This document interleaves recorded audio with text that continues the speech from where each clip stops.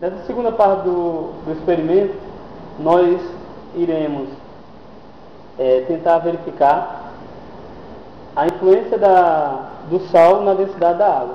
Então vamos ver se o sal aumenta, diminui ou se não altera o valor da densidade da água. Então, os materiais que iremos utilizar são os seguintes: o cilindro de alumínio, que nesse caso, como já falamos, é um cilindro de aço, um dinamômetro, um becker ele pede lá 100 ml de água. Nesse caso vamos utilizar 150 ml de água, porque, como já dissemos na atividade anterior, para que o cilindro fique totalmente imerso na água, temos que utilizar esse volume aí. Uma colher de sal e um misturador para misturar o sal. Os procedimentos da atividade são os seguintes: pede inicialmente a gente colocar 100 ml de água, como já falamos, já colocamos 150 ml. Medir o peso do cilindro utilizando o dinamômetro, já fizemos na atividade anterior, que foi de 0,5 newtons.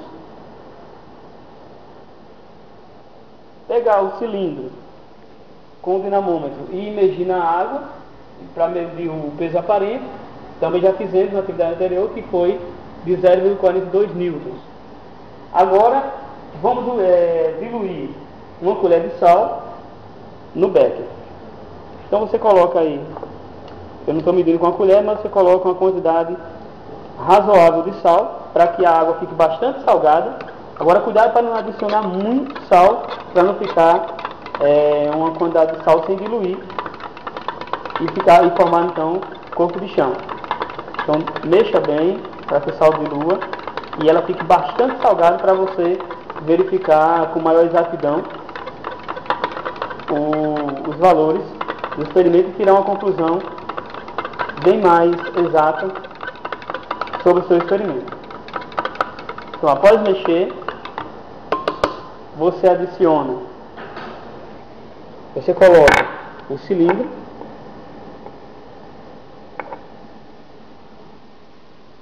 na água salgada e mede então o valor do peso do cilindro, no caso aqui o peso aparente.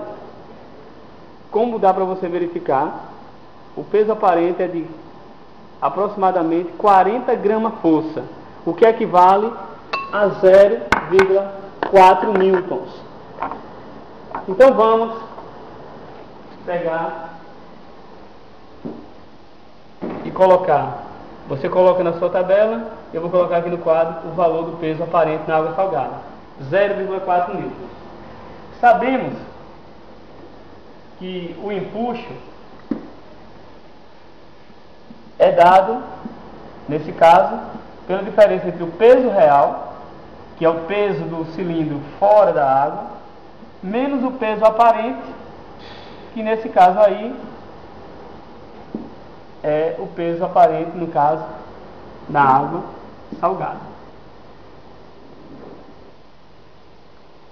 Da atividade anterior, nós temos que o empuxo na água sem sal foi de 0,5 N, que é o peso real, menos 0,42 N, que é o peso aparente, e deu um empuxo de 0,08 N.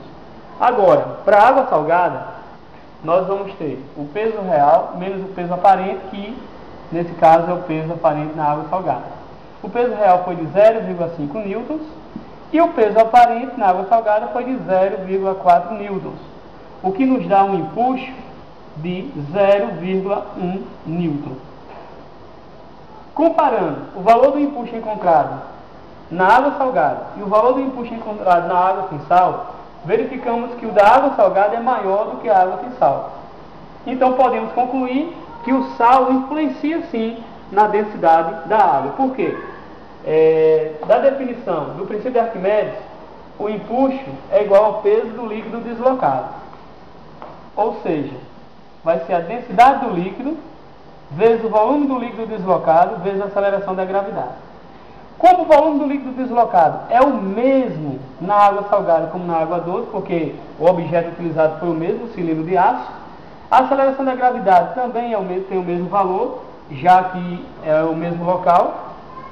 Então a única grandeza que vai sofrer alteração é a densidade do líquido. Então, como o empuxo aumentou, fica óbvio nós percebermos que a densidade do líquido também aumentou. Concluímos então que o sal aumenta, quando adicionado na água, aumenta a sua densidade, aumenta a densidade da água. Isso faz com que o empuxo aumente e quando o corpo for imerso numa água salgada, o empuxo que vai agir sobre ele vai ser maior do que quando o mesmo corpo for imergido numa água sem sal.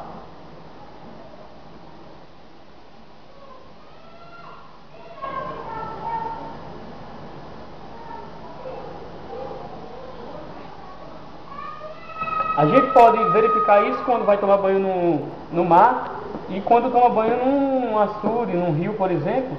A gente vê que no mar é como se nós ficássemos mais leves. Por quê? Porque lá o empuxo é maior, já que a água é muito salgada. Consequentemente, a água salgada tem uma densidade muito maior do que o que nós chamamos de água doce.